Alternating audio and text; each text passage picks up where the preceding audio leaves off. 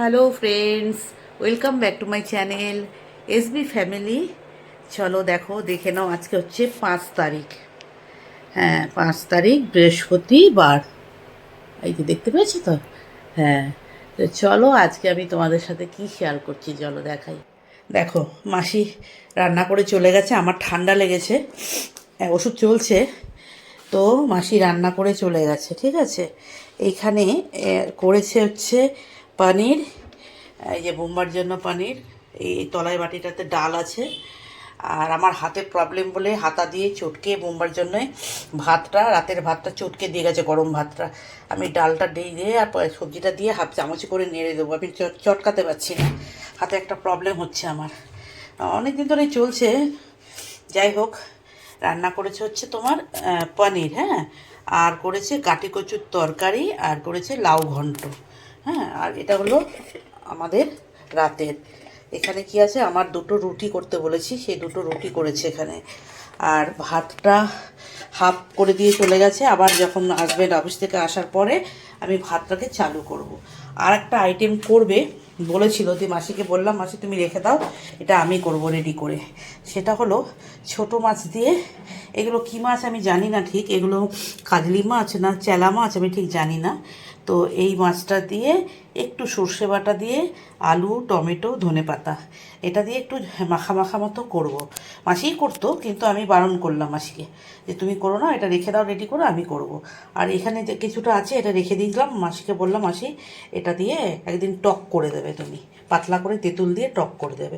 আর এটা আমাদের দুজনার, আমি আমার হাজব্যান্ড আর ছোটো ছেলে। আর বড়ো ছেলে তো পনির খায়, ওদের ছোটো মাছ খায়ও না, ছোটো ছেলেও খায় না, বড়ো ছেলেও খায় না, কেউ খায় না। তো এই দুজনার জন্য রাতে হয়ে যাবে, এটা রাতে, বুঝতে পেরেছো, দিনের বেলা না, রাত্রিবেলা। রুটি করেছে তো মাসি 2টো, তাই একটা রুটি খাবো আমি, আর একটা রুটি রেখে দেবো, আর একটুখানি ভাত দিয়ে এই মাছটা দিয়ে খাবো। মানে ইচ্ছে করছে ভাত খেতে, কিন্তু রাতে এখন 2-3 দিন ধরে রুটি খাচ্ছি আমি। তো চলো দেখি, একটা রুটি খাবো, একটা রেখে দেবো, আর এটা রান্নাটা আমি করে ফেলি ঝপাঝপ। চলো দেখো ফ্রেন্ডস, শুরু করলাম এটা। দেখো গ্যাসটা বন্ধ কর। এই দেখো, সবাই জানো তোমরা, কোনো অসুবিধা, এগুলোর কোনো সিম্পল একটা খাবার, সিম্পল, বাট রান্নার লোকে করবে তো। আমি দেখি, আমি অনেক দিন করিনি, আর এই জিনিসটা খেতে আমার ভীষণ ভালো লাগে। এই ছোটো মাছ দিয়ে টমেটো দিয়ে একটু সুন্দর করে মশলা দিয়ে বেশ মাখা মাখা থাকে, রসুনটা দেয় একটু, ভালো লাগে খেতে। তো চলো তেলটা গরম হোক, তারপরে আলুটা ছেড়ে দেবো, আলুটা একটু ভাজা হবে। দেখো ফ্রেন্ডস, ধোয়া উঠে গেছে তেল থেকে। প্রথমে দিয়ে দেবো আমি আলু, তেল ছিটকাবে। এটা হচ্ছে নতুন একটা তোমাদের জন্য টিপস। তেলটা ছিটকে গ্যাসটা মোছা গ্যাস, এখনই তেল তেল হয়ে যাবে, দিয়েই ঢেকে দেবে। দিয়েই ঢেকে দিলে কি হবে, তেলটা ঢাকনাতে এসে লাগবে, ঠিক আছে, তাহলে তেলটা ছিটকাবে না।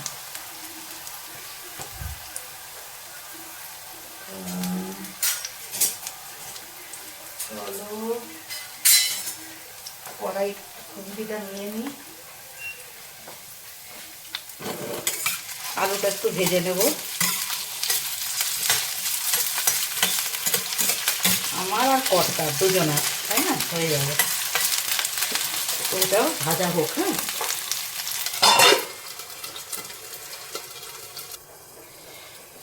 দেখো ফ্রেন্ডস, এই যে ঢাকনাটা খুলে দিলাম,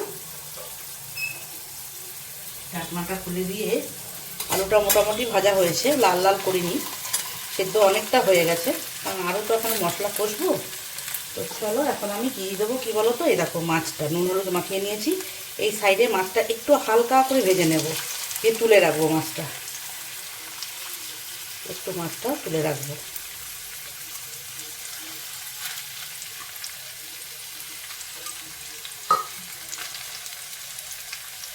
দেখো মাছটা দিয়ে দিয়েছি, একটু ভাজা হোক মাছটা, তারপর তুলে রেখে আলুর সাথে বাকি মশলাগুলো আমি কষাবো।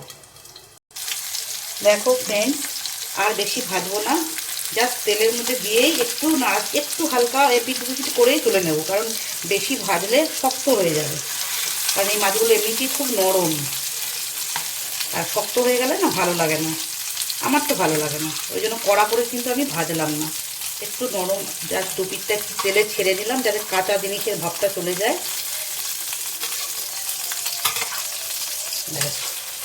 এবার আলুগুলো দিয়ে, আলুগুলো দেখো এই করতে করতে একদিকটা বেশ লালও হয়ে গেছে।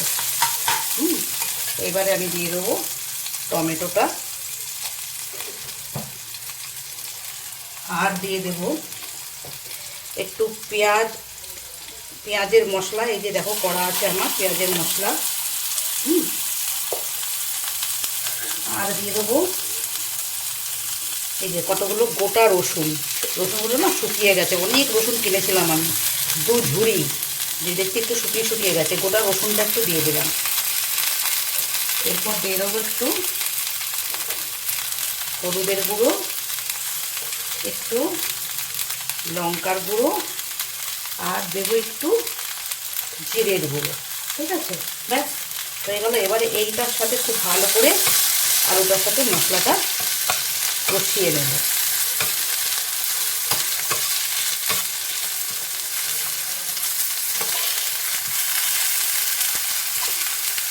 এবার না ঢেকে দেবো যাতে ইয়ে হয়ে যায়, টমেটোটা যাতে গলে যায়, সেই জন্য একটু ঢেকে দিই।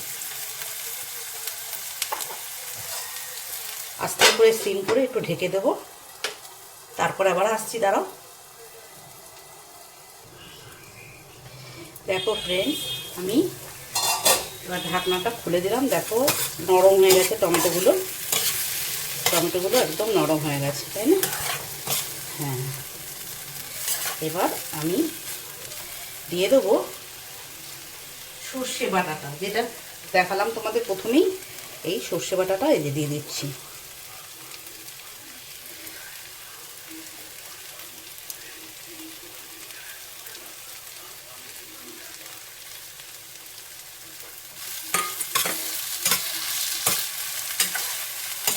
সর্ষে বাটাটা যাতে একটু কুক হয়ে যায় ভালো করে, তারপরে আমি একটু জল দেবো, তারপরে মাছগুলো ছাড়বো।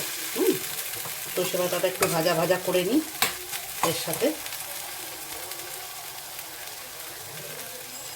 চলো আবার একটু ঢেকে দিই। আসল কথা, যারা রান্না করে না তাদের এত সময় নেই, বুঝেছো? ঝপাঝপ করে রান্না করবে আর চলে যাবে। তো এরা এতটা সিম আঁচে করে ঢেকে ঢেকে তো রান্না করে না, যার জন্য নিজেরা বানালে যে স্বাদটা পাই আমরা, সেই স্বাদটা কিন্তু রান্নার লোকের রান্নাতে পাই না। হাই ফ্লেম করে রান্না করবে, তারপরে এইরকম ধৈর্য দিয়ে এইভাবে কষিয়ে রান্না করতে পারে না ওরা। করবে কি, ওরা আরও বাড়ি কাজ করে, ওদের যাওয়ার তারা আছে আর এক বাড়িতে। তো সেই জন্যে আজকে মাছটা দেখে ভাবলাম যে না, এটা আমিই করি, রেডি করে দিয়ে যাও, আমি করব। তো সেই জন্য করতে নিয়েছি। আর এরকমভাবে এই সবজি তরকারিটা, মানে মাছের তরকারিটা এইভাবে আমার ভীষণ ভালো লাগে খেতে। তো মাসিকে দিয়ে রুটি করিয়েছি, রুটি করানোর পরও আমি রুটিটা রেখে দেবো, একটা রুটি রেখে দেবো, আর একটু ভাতের সাথে মাছের তরকারিটা দিয়ে খাবো যাতে করে, ওই জন্য আমি বানালাম। চলো তারাও তোমাদের দেখাবো আবার ফাইনাল লুকটা। চলো ফ্রেন্ডস, হয়ে গেছে দেখো, এই সর্ষে বাটার সাথেও কিন্তু কষানোটা কমপ্লিট। দুটো জিনিস দিয়ে ভালো করে কষিয়ে নিলাম। এরপরে আমি একটু জল বসিয়েছি গরম, জলটা যে দেবো না, গরম জল দেবো, বুঝেছ? চলো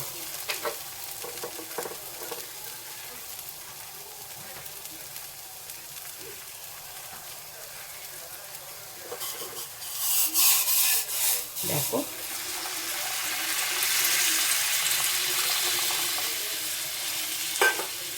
কতটা রাখবো এর ঘনত্বটা, সেটার উপরে আমি জল মেশাবো।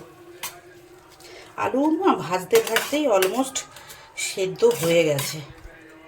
আলুটা ভাজতেই একদম অল্প তরকারি তো, অল্প মাছে দুজনা রাতের, আমাদের তো দুবেলাই রান্না হয়। তোমরা যারা আমার ব্লগ দেখো তারা জানো যে সকালের তরকারি একটু ঠিক বেঁচে গেলে আমার কর্তামশাই উনি খান না, একদম ছোবে না, যার জন্য দুবেলা লোক রাখা হয়েছে। ইভেন ভাত সবই দুবেলা রান্না হয়, সবই। দাঁড়াও, আচ্ছা, মাছটা সেদ্ধ হওয়ার জন্যে আরেকটু আমি জল দেবো, যাতে করে এটা ফোটার সময় মাছটা সেদ্ধ হয়ে যায়। এবার কিন্তু আমি মাছটা ঢেলে দিচ্ছি, দেখো।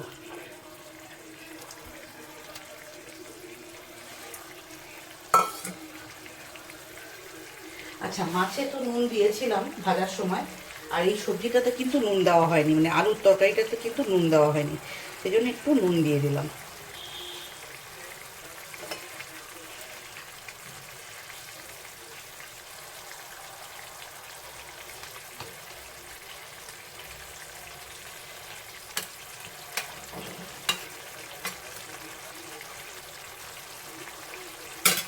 চলো আবার ঢেকে দেবো, আবার ঢেকে দেবো। এবারে গ্যাসটা স্লো করে দেবো। আচ্ছা, এখনও ধনেপাতা দেওয়া বাকি আছে, ধনেপাতাটাও দেবো একটু পরে, দাঁড়ানো। দেখো এবার আমি তুলছি, একটু হাই করে দিয়েছিলাম, এখন আমি আবার স্লো করে দিলাম। ফোঁটাটা দেখলেই বুঝতে পারবে হাই না স্লো, একদম স্লো করে দিয়েছি। আচ্ছা, এই দেখো এবার ধনেপাতা দেবো। ধনেপাতাটা কিন্তু আমার গাছে টবের লাগানো। মাসিকে বললাম, মাসি একটু ধনেপাতা কেটে যাবে। মাসি বললো ধনেপাতা তো নেই। আমি বললাম আমার গাছে আছে, তুমি চলে যাও। বলে গাছ থেকে ছিঁড়ে নিয়ে এসে ধনেপাতাটা কুচি করে রেখে গেছে। একদম গাছের অর্গ্যানিক, একদম যাকে বলে অর্গানিক, মানে পিওর অর্গানিক।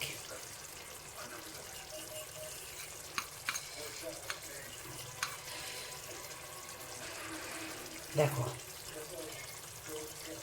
এরপর ঢেকে দেবো যাতে ধনেপাতার ফ্লেভারটাও না বেরিয়ে যায় বাইরে।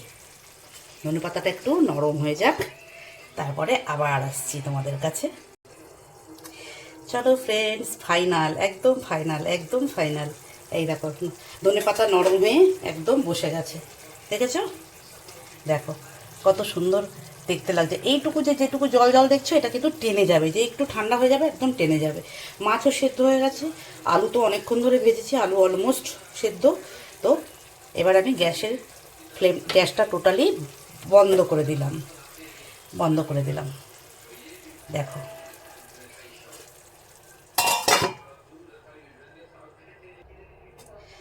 এই দেখো গ্যাসের ফ্লেম বন্ধ, আর বুজবুজ করে ফোটাও কিন্তু বন্ধ, দেখেছো? ছোট মাছের, এটা হচ্ছে চেলা মাছ, চেলা মাছ। এই দেখো চেলা মাছের ঝাল, এটা হলো চেলা মাছের ঝাল সর্ষে বাটা দিয়ে। আর সর্ষে বাটা না দিয়েও করা যায়, শুধু টমেটো পেঁয়াজ মশলা দিয়েও, ধনেপাতা দিয়েও করা যায়। আবার শুধু শুধু তোমরা সর্ষে বাটা দিয়েও করতে পারো, কোনো মশলা না দিয়ে। আমি তো আজকে দুটোই দিয়েছি, জানি না কেমন যে স্বাদ হবে জানি না। সর্ষে বাটা দিয়েও করেছি, আর শুধু মশলা দিয়েও করেছি, পেঁয়াজ টমেটো দিয়ে। কিন্তু আজকের মশলাও দিয়েছি, ধনেপাতা দিয়েছি, প্লাস সর্ষে বাটাও দিয়েছি। তো চলো খেলে পরে বুঝবো কেমন হয়েছে, তাই না? এটা হলো চেলা মাছের ঝাল উইথ সর্ষে বাটা। তো চলো ফ্রেন্ডস, আজকে কেমন লাগলো তোমাদের এই রেসিপিটা তোমরা অবশ্যই কমেন্টের মাধ্যমে আমাকে জানাবে। চলো টাটা।